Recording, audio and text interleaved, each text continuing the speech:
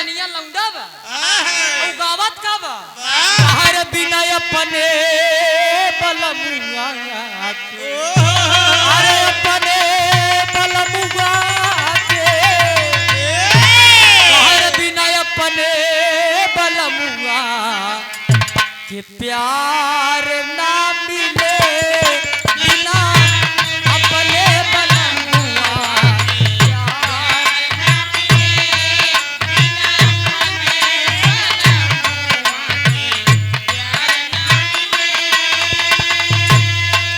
बिना अपने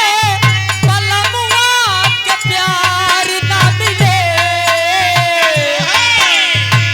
डांसर गावत बिना अपने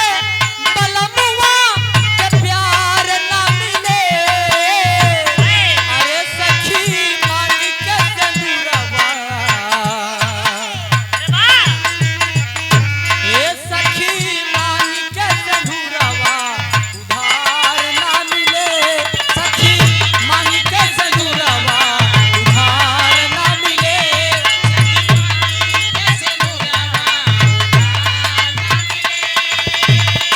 ई भाव में एक लाइन और पलट के का गावत बा कहाय हाय अभी छोटी हूँ बालम अरे अभी छोटी हूँ बालम कपिल सब सुने रहबा कहूँ बजावे काम दे ई सब लाइन क्यों गाए ना मुन्ना क्या हाय हाय हाय अरे अभी छोटी हूँ बालम अरे अभी छोटी हूँ बालम जवान हो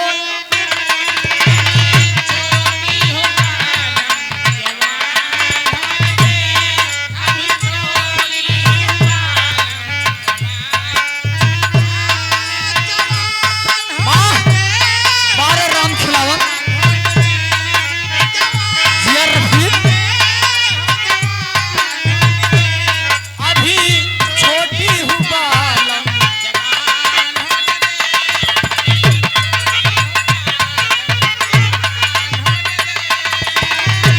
लेकिन एक लाइन ही में हमारे का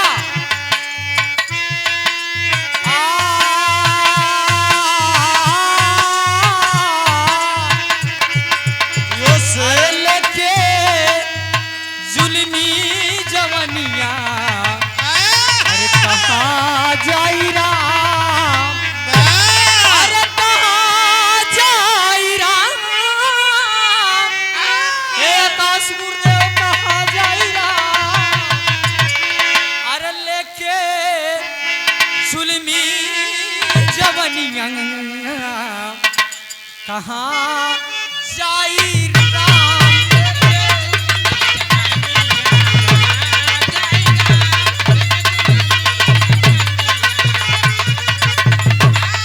कहाँ जाई राम हो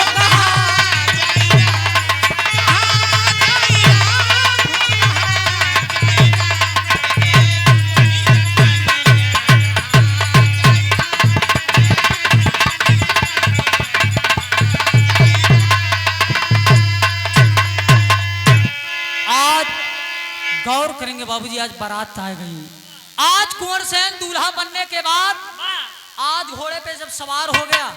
आज बारात तो चल दिया और जब बारात चल रहे विजय गुरुदेव और जब बारात चल रहे तो लड़की घरे जब बारात पहुंच गई और जब बारात पहुंच गई हो बाबूजी आज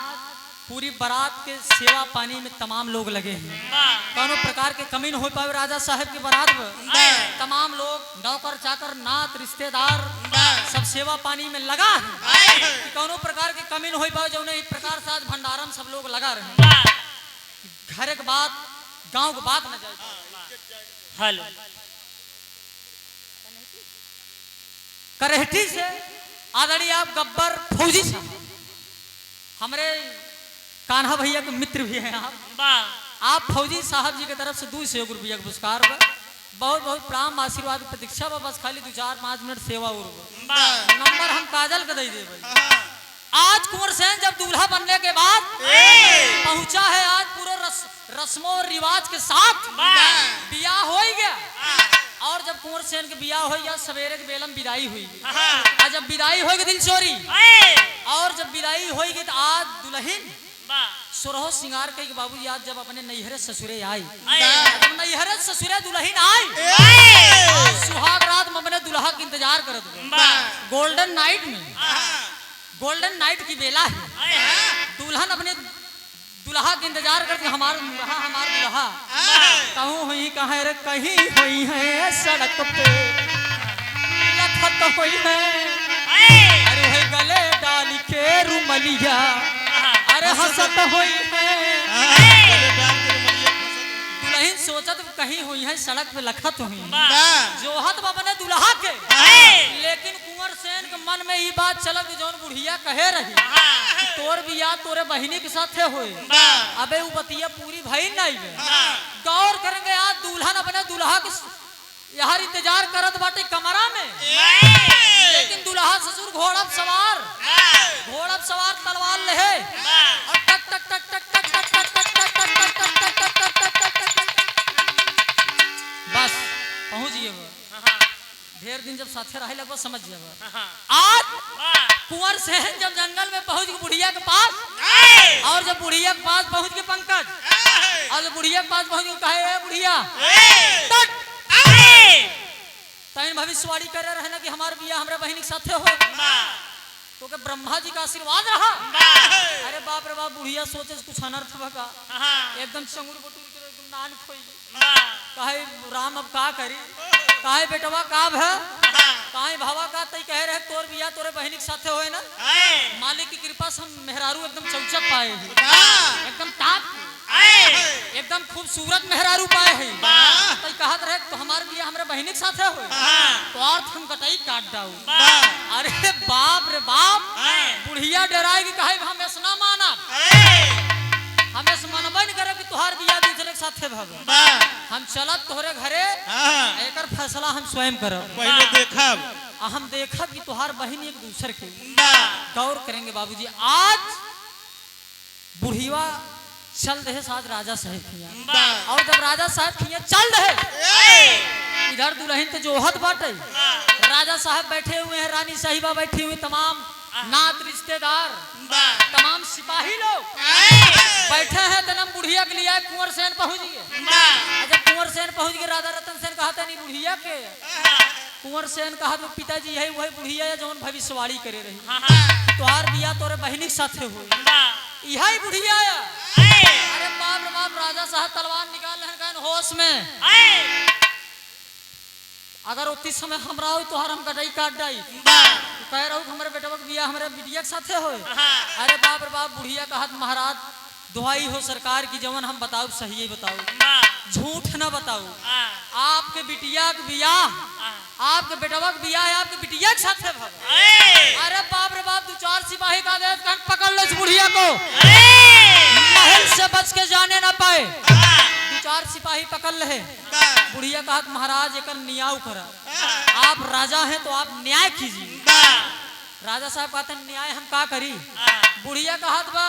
फैसला ऐसा हो महाराज, लड़की की महतारी बाप को बुलवावा, कहत है कि लड़की की महतारी बाप को बुलवावा। राजा साहब का आदेश भा कहन चलो ठीक है यहाँ लड़की की महतारी बाप आई जाही, लेकिन ओकरे बाद अगर बात झूठ निकली खैरियत नहीं है। अरे बाप रे बाप तू सिपाही पहुंचे धोबी और धोबैन के लगे कहीं चला तो राजा साहब बुलावत है, धोबी धोबैन सोचत है कि राम हमार बिटिया कुछ हंड बंड करे, आज पहले ही दिन यहाँ कपू महतारी बाप को तही चिंता होता ना हमार बिटिया जा दिए जौने घरे में जाए वहाँ घरे नाम रोशन करे घर उजियार करे, लेकिन धोबी धोबैन सोचत है कि लागत हमार बिटिया कोनो कांड गई। भाई राजा साहब सिपाही आई है, अरे बाप रे बाप सिपाही टांग लगेंगे, बहाना नहीं चलेगा, राजा साहब का आदेश है। दोनों प्राणी के लिया का जब चल रहे जब लिया का राज दरबार में आए, एक तरफ बुढ़िया बैठी है और एक तरफ धोबी और धोबैन के राजा साहब बैठाए दिए, लेकिन एक लाइन तर्ज लग गया,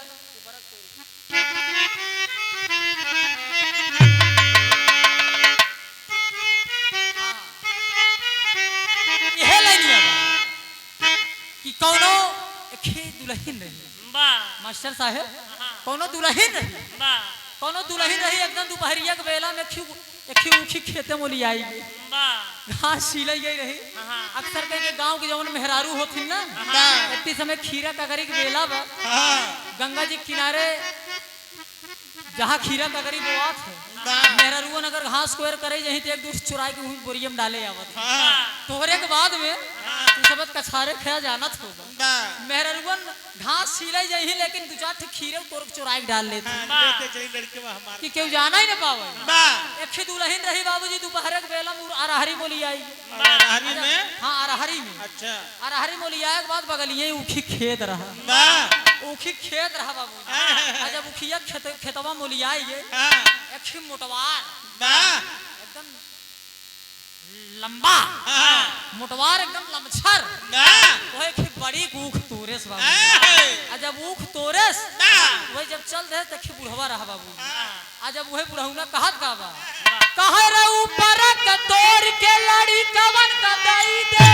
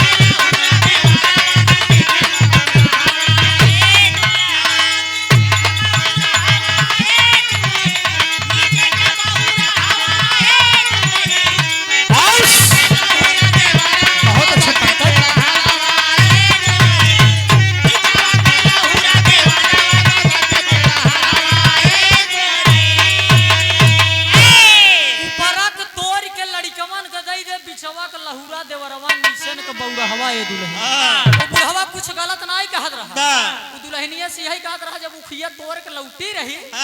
वही बुढ़ौना कहे करे दुल्हनिया ऊख तो मोटवार तोरे ऊख मोटवार तोरे ऐसा है ऊपर के जमन अगोरी रहा अगोरी रहा होगा तनी लड़किया फेंक देती ना जूते वही बुढ़ौना कहा दुल्हनिया ऊपर के तोड़ के लड़कियवन के दे दे ऊपर के तोड़ के लड़कियवन के दे दे बिचवा का लहुरा दे बरवा जवन हमारे नहीं लौंडे रहे कहीं लौंडवन के बिचवा के तोड़ के दे दे आ नीचवा के लहुरा दे बरवा बिचवा का लहुरा दे बरवा नीचे के बौरा हवा है दुल्हन बुढ़वा होशियार रहा यहाँ भी नीचे के मांगत रहा जाना थे लोग कहा थे नीचे कहती कूक ससुर ज्यादा मीठ हो पंकज चूहे हक नहीं ऊपर के तनी नुनखार आवत है बीच वाली तनी मीठ है आवत है जरी वाली ससुर और चीनी भाई रहा वही बुढ़वा होशियार रहा कहे कि नीचवा के बिचवा का लहुरा देवरवा नीचे के बौरा हवा ये दुल्हन अरे बाप रे बाप लेकिन गीत के भाव में कहना है कहा रे बूढ़िया भी आई धोबी धोबिया भी आए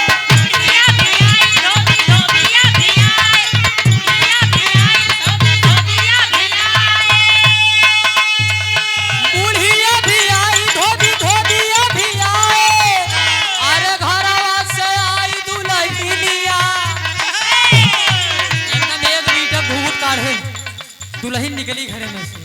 अरे घरवा से आई दुल्हन खोला ला बाटे भेदवाए बाबू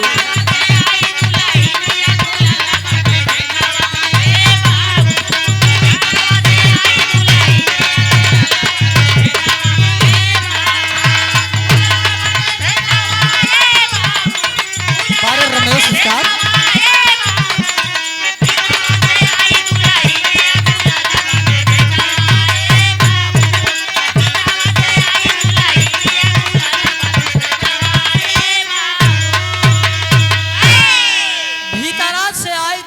भेदवा है बाबू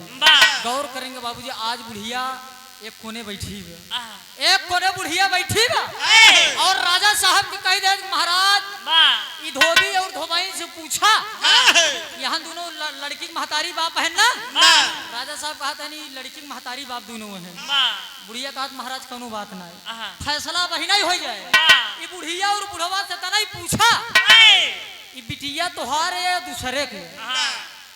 मामले फंस गए। आज राजा साहब सिंहासन पे बैठा है धोबी और धोबाइन से पूछ पड़े यही बतावा कि बुढ़िया सवाल कर दिवे बिटिया के बियाह तू हमरा बेटवा के साथे करे हो बतावा बिटिया तुहार एक दूसरे के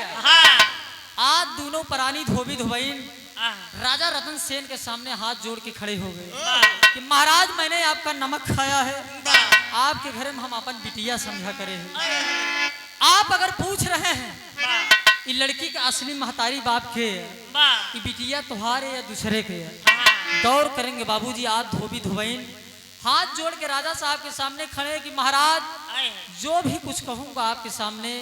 सच कहूंगा, सच के अलावा झूठ नहीं कहूंगा। राजा साहब कह रहे हैं कि साफ साफ बता दो। अरे साफ साफ बता दो। और बगले बैठी धोबी बगले बैठा बुढ़िया बगले बैठी अब बुढ़िया सोचत तो राजा अब खेलम मजा आए मतलब कि कहत रहन हमार भविष्यवाणी गलत जाई बतावा ब्रह्मा जी का आशीर्वाद जेका होए ओकर भविष्यवाणी गलत होई अरे बाप रे बाप बुढ़िया तो मौका है बुढ़िया बैठी बेतने में धोबी बोल खड़ा काहे महाराज क्षमा चाहिए जौने बिटिया के बियाह आपके घर में करे है ये बिटिया हमार नाई है जौने बिटिया के बियाह आपके घर में हम करे है ये बिटिया हमार नाई है। राजा साहब कहा था नहीं तब बिटिया के कर है बिटिया जब तुहार नाई है ये बिटिया के कर है। आज दोनों प्राणी कहे लगन महाराज दुहाई हो सरकार। कई वर्ष पहले भोरहिया का बेला रहा दोनों प्राणी जाए लगे कपड़ा पछारे जब दोनों प्राणी कपड़ा पछारे जाए लगे ये हमार मलकिनिया धोबिनिया कहा एक ही पेटी बहुत चली जात रही महाराज लकड़ी के एक पेटी बहुत चली जात रही हमार दुल्हनिया कहा कि निकार लेवत हो सकत में सोना चांदी भरा हो और सोना चांदी हो तो हमारे सब जीवन अच्छे से कटिया है महाराज वही लालच में हम पेटी के निकारे वही लालच वो पेटी के निकारे लेकिन महाराज पैसा कौड़ी तो ना निकरा एक ही छोट के बिटिया रही ज्यादा 2-3 साल घूमर रहा महाराज और एकदम खून से लहू लुहान शरीर रहा और लड़की हम वही पाए। गौर करेंगे बाबूजी आज जब इतनी बात सुनते हैं राजा साहब कि धोबी और धोबिन बता रहे हैं कि कई वर्ष पहले एक लकड़ी की पेटी बहती हुई चली जा रही थी भोर की बेला में राजा साहब को याद आ गया कि हो न हो ये मेरी बेटी विमला तो नहीं है। आखिरकार हम तीनों प्राणी अपने बिटिया को मार के नदी में बहा दे रहे हो सकता हो ये मेरी बेटी वही विमला हो। आखिरकार अपनी बेटी विमला को बुलवाते हैं बाबू और जब अपनी बेटी विमला को बुलवाते हैं और जब बेटी विमला को आवाज देते कि बेटी विमला आज चंचला तो उसका नाम धोबी और धोबाइन ने रखा लेकिन गौर करेंगे बाबूजी आज रो रही है जब उसको सच्चाई मालूम चला कि जिस आदमी के साथ में जिस इंसान के साथ मेरी शादी हुई मेरा कोई और नहीं मेरा सगा भाई है और उसकी मैं सगी बहन हूँ जिसके साथ मेरी शादी हुई है। रो रही अपने पिताजी से एक बात कहती कि पिताजी क्या कहती है विदेशिया के भाव में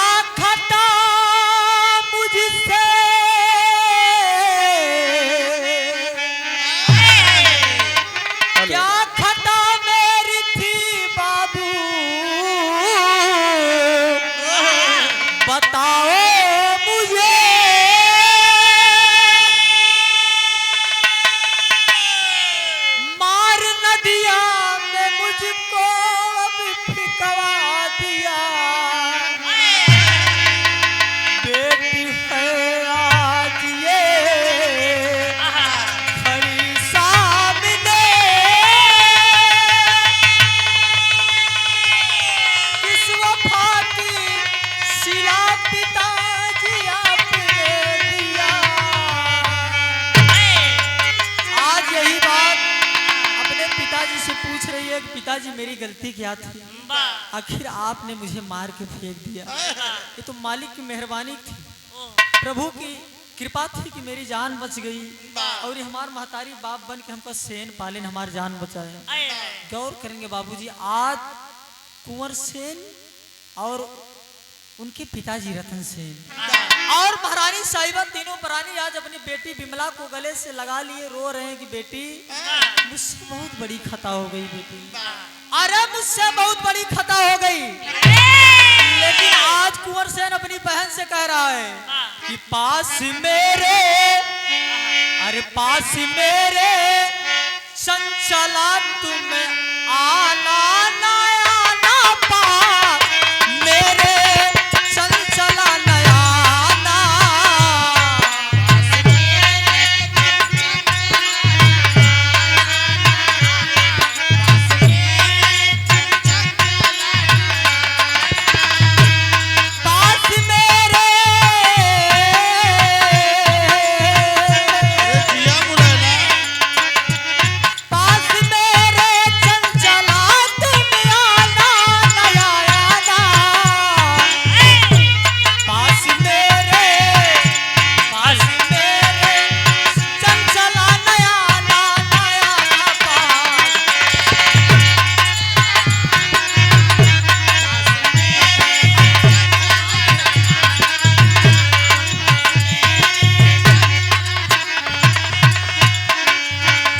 तेरा भाई खड़ा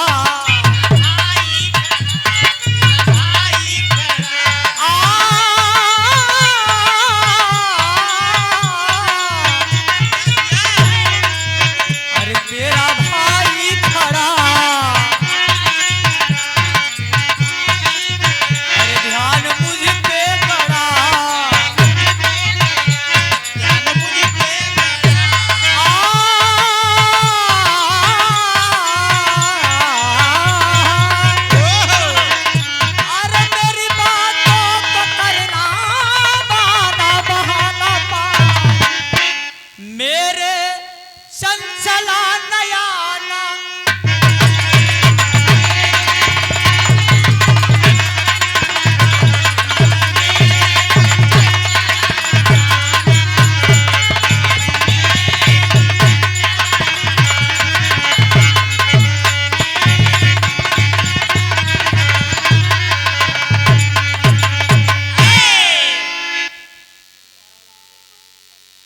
आदरणीय आप श्रीमान पुत्तीलाल यादव जी,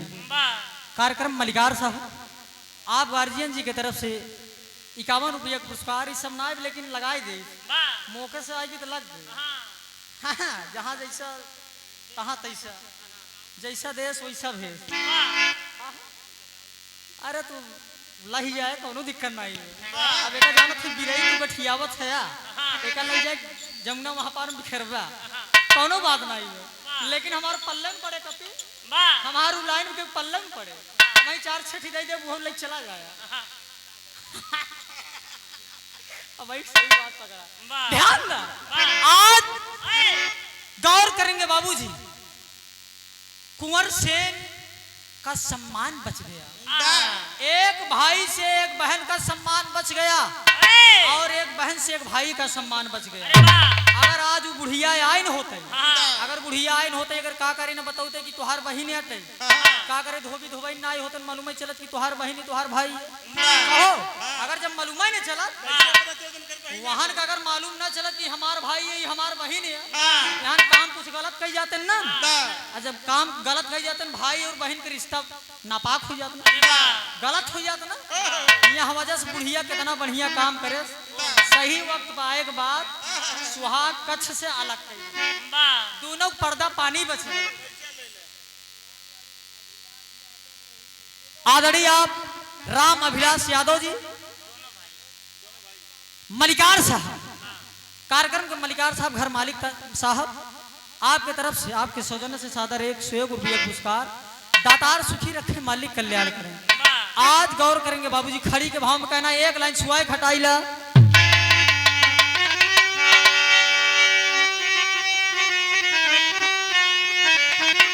हाय हाय हाय रे अपने बहिनिया, हो अरे अपने बहिनिया के गले से लगाई के, अरे अपने बहिनिया के गले से लगाई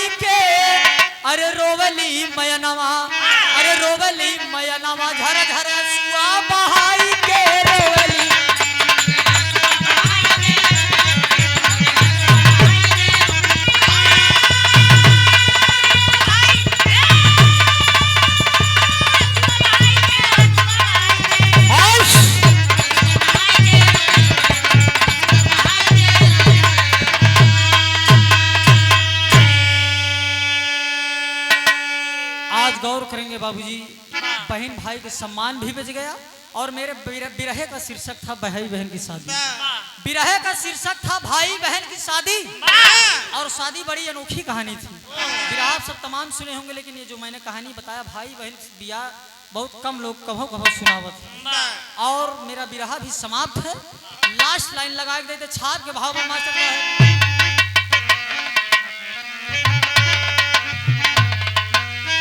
महाबली गुरु बाबा दीन जी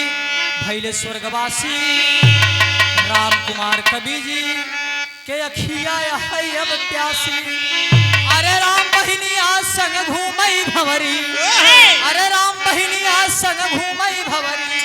सुहाना रोहित के बायत पतई कहानिया, बहिनिया संग घूमई भंवरी। सुहाना रोहित के बायत पतई कहानिया, बहिनिया संग घूमई भंवरी। सुहाना रोहित के बायत। आज कुंवर सेन अपने पिताजी से बोल दिया कि पिताजी मैं एक लड़की से प्रेम करता हूँ। उन लड़की का नाम चंचला बा। आप हमारे उससे बियाह कराइए।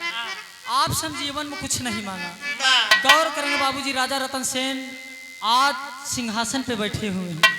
राजा रतन सेन सिंहासन पे बैठे हैं और जब इतनी बात सुने कि मेरा बेटा कह रहा है कि मैं एक लड़की से प्रेम करता हूँ, मोहब्बत करता हूँ, हमार बियाह वहाँ लड़की से करा दी। तलवार निगारे कहीं इधर आओ बे,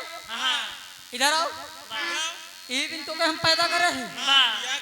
यही दिन देखे भी ना। ये मुराऊ बे कहा था कि हम लड़की से प्रेम करी थी, हमारे से बियाह कराई दे। कभी बताओ तो हमार लड़कियां है दूसरे के बे, ये हमार लड़कियां कहे दूसरे के। अरे बाप रे बाप, कुंवर सेन राजा रतन सेन से कह दिए कि पिताजी मैं आपका बेटा हूँ, लेकिन आपसे जीवन में मैंने कुछ मांगा नहीं। एक ही चीज मांगा थी कि हमारे बियाह में लड़की के साथे कराई दे। इतने में रानी साहिबा आई गई। रानी साहिबा आई गई, राजा साहब से बोल पड़ी कि क्या बात हो। राजा साहब रतन सेन कहते हैं कि तुहार लायक, तुहार बेटवा कहते हैं कि हम एक लड़की से मोहब्बत करी, उसे हमारे बियाह कराई दे। आखिरकार रानी साहिबा एक बात अपने पिया से, अपने सैया से, दुल्हा से एक बात कहती है। बतिया यह कहती है कि दुल्हा ही बतावा, राजा साहब हमका यही बतावा बियाह तोहका करेगी लड़किया करेगी, मामला ही है रजी। रानी साहिबा कहा था कि बियाह तू करबक तो हर लड़किया करी। अरे राजा साहब कहा था कि चाहत है का हमें का चाहत है का। रानी साहिबा कहा था हमका बतावा तू बियाह करबा कि तुहार बेटवा। राजा साहब कहा था बियाह तुम्हार बेटवा करी। कहा था नहीं बतावा जब बेटवा अगर बियाह करी कितना निक ऐश्वर्या राय लिया देवा, माधुरी दीक्षित हरक लिया जब एक माना ही ना भाई तो मतलब का कितना बढ़िया दुल्हन लिया देवा जब तोहरे बेटवा का माना ही ना रही तो बेकार में तू कौड़ी बना कहे दुल्हन वही जो पिया मन भाई। हाँ ठीक बा, लेकिन हम जहाँ ही संतुष्ट हैं। ठीक बा, कोनो बात नहीं बा। आप राजा साहब रानी साहिबा दोनों प्राणी मान गए कि नहीं बेटवा का बियाह जहाँ कहा वहीं करबे। आज बारात सज धज गए बाबूजी। बिरहा हम एकदम 60 में सुनावत है। ये काजल जी हम जल्दी नंबर दे दी, आप सब नाराज न हो यार। आज बारात सज गई। आज बारात सजने के बाद इधर चंचला अपने महतारी बाप को बताए रही सारी बात और सारा डेट तय हुई कि कौने तारीख के बारात आए, कौने तारीख की विदाई हुई। हर एक बात जब तय होगी आखिरकार गौर करेंगे आज कुंवर सेन दुल्हा बनी है। आज जब कुंवर सेन दुल्हा बनी है, जब दुल्हा बनी है आज तमाम बाराती लोग नाचत के जाते हैं।